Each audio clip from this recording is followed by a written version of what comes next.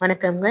Mutton சுக்கா எப்படி பண்ணுறதுன்னு பார்க்கலாம். மட்டன் சுக்கா பண்ணுறதுக்கு முதல்ல மசாலா ரெடி பண்ணணும். அதுக்கு வந்து 2 ஸ்பூன் தனியா, 1 ஸ்பூன் ஜீரகம், 1 ஸ்பூன் மிளகு, ஒரு பட்டை, 2 பூவு, 2 மிளகாய். இது வந்து நான் 1/4 கிலோவுக்கு கொஞ்சம் கூட இருக்கிற ஒரு 300 கிராம் வச்சுக்கோங்களேன். அந்த மாதிரி இருக்கிற மட்டனுக்கு தான் நான் இதை எடுத்து வறுத்துருக்கேன்.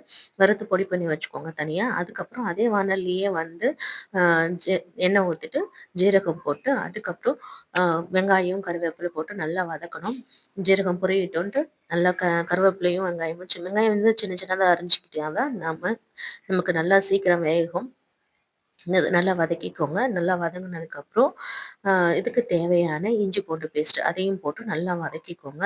இஞ்சி பூண்டு பேஸ்ட்டோட பச்சை வாசனை போகணும், நல்லா போகணும். போனதுக்கப்புறம் தான் நம்ம இது வந்து அதுக்கப்புறம் வேக வச்ச மட்டன போடணும். மட்டன் வேக வைக்கிறது வந்து நான் குழம்புக்காக வேக வச்சேன். ஸோ அதுலேருந்து இது கொஞ்சம் எடுத்துக்கிட்டேன். குழம்புக்கு வேக வைக்கிறது எப்படின்னா, இது நான் அது கூட வந்து ஃபர்ஸ்ட்டு எண்ணெயில வந்து பட்டை, பூவு போட்டு கொஞ்சம் சின்ன சின்னதா நறுக்குன இஞ்சி, பூண்டு, வெங்காயம் அது போட்டு அப்புறம் தேவையான கருவேப்பிலை, கொத்தமல்லி, புதினா இதையும் போட்டு நல்லா வதங்குனதுக்கப்புறம், அதுக்கப்புறம் மட்டனையும் போட்டு நல்லா ஓரளவுக்கு தண்ணி பிரிஞ்சு வரும் இல்லைங்களா? அந்த டைம்ல வந்து நம்ம மிளகாத்தூளு, தனியாத்தூளு எல்லாமே கொஞ்சம் கொஞ்சம் தான் போடுறது. ஒரு 1/4 ஸ்பூன், 1/2 ஸ்பூன் அப்படிதான் போடணும்.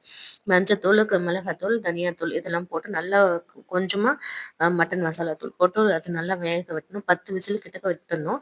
அது விட்டதுக்கப்புறம் இந்த இதில சுக்காவுக்கு தேவையான மட்டன் எடுத்து போட்டு, அதில வந்து நம்ம பொடி பண்ணி வச்சிருந்தோம் இல்லையா மசாலாவ, அதையும் போட்டு நல்லா கிளறணும். நம்ம வந்து இதே மெத்தட்ல தான் நான் வந்து குழம்புக்கும் வேக வைப்பேன்.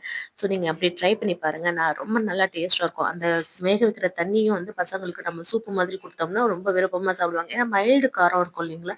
ஸோ பசங்க விருப்பமா சாப்பிடுவாங்க. ஸோ அதுக்காக தான் சொல்றேன். அதுக்கப்புறம் இதுக்கு தேவையான மஞ்சத்தூளு போட்டு நல்லா கலந்து விட்டுக்கோங்க. மசாலா தூள் போட்டோம். பொடி பண்ணி வச்ச மசாலா தூளும், மஞ்சத்தூளும் போட்டோம். போட்டு நல்லா கலரிக்கோங்க. கலந்து விட்டதுக்கப்புறம் இதுக்கு வந்து ஏற்கனவே நம்ம வந்து மிளகுலாம் போட்டிருக்கிறதுனால கொஞ்சமா மிளகாய் தூள் போடணும். ஏன்னா மசாலாவுக்கு ஆ மசாலாவிலேயே காரம் இருக்கு. ஸோ அதனால கொஞ்சம் அந்த மிளகாய் தூள் வாசனை இருந்தா நல்லா இருக்குங்கிறதுக்காக தான் கொஞ்சமா போடணும். மசாலாவுக்கு தேவையான உப்பையும் நீங்க கொஞ்சமா சேர்த்துக்கோங்க. ஏற்கனவே மட்டன்ல உப்புலாம் போட்டு தான் நம்ம வேக வச்சிருக்கோம். ஸோ அதனால இதுக்கு தேவையான உப்பு மட்டும் போட்டா போதும். போட்டு எல்லாத்தையும் நல்லா கலந்து விட்டுக்கோங்க. கலந்து விட்டு ஒரு 2 நிமிஷம் அப்படியே ஒவ்வொன்னும் போடும்போதும் கொஞ்சம் கொஞ்சம் கேப் விட்டு நீங்க போடணும். ஸோ அப்பதான் எல்லாமே அதுல ஊறி வரும். எல்லாம் ஒரு சேர நீங்க போட்டீங்கன்னா, அது வந்து வேற மாதிரி டேஸ்ட் குடுக்கும். கொஞ்சம் இந்த மாரி பண்ணினா நல்லாவே இருக்கும். டேஸ்ட்டா இருக்கும். ஒன் பை ஒன்னா போட்டு பாருங்க. ட்ரை பண்ணி பாருங்க. நல்லாருக்கும்.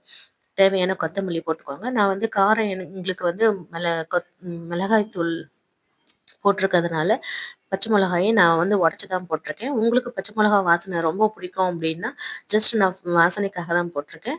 உங்களுக்கு காரம் வேணும் அப்படின்னா, நீங்க கீரி கூட போட்டுக்கோங்க. அப்புறம் மிளகுத்தூள் ஒரு 1/2 ஸ்பூன் இல்லைன்னா 1/4 ஸ்பூன் போட்டா போதும். போட்டு நல்லா கலந்து வச்சுட்டு ஒரு 2 நிமிஷம் அப்படியே விட்டீங்கன்னா பாருங்க, இந்த மாரி ரொம்ப ட்ரை ஆயிடும்.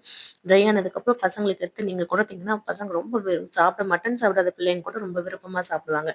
பாருங்க, இப்படிதான் மட்டன் சுக்கா ரெடி ஆயிடுச்சு. Thank you.